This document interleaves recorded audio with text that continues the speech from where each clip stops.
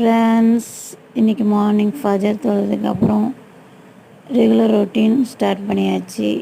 சாதம் வடித்தாச்சு. அதுக்கப்புறம் இது பைத்தங்கான்னு சொல்லுவாங்க, காராமணி பீன்ஸ்னு, அது பிரட்டிகிட்ருக்கேன் என் ஹஸ்பண்டுக்கு.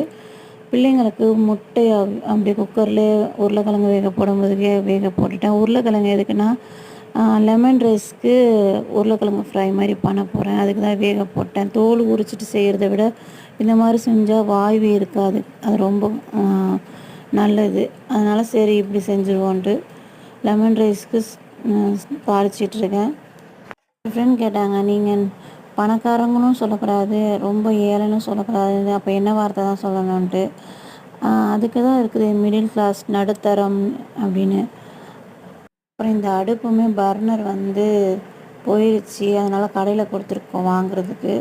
ஹஸ்பண்டுக்கு கசாயமும் போட்டுட்டேன், டீயும் போட்டாச்சு, இன்னும் உருளைக்கிழங்கு பாக்கி.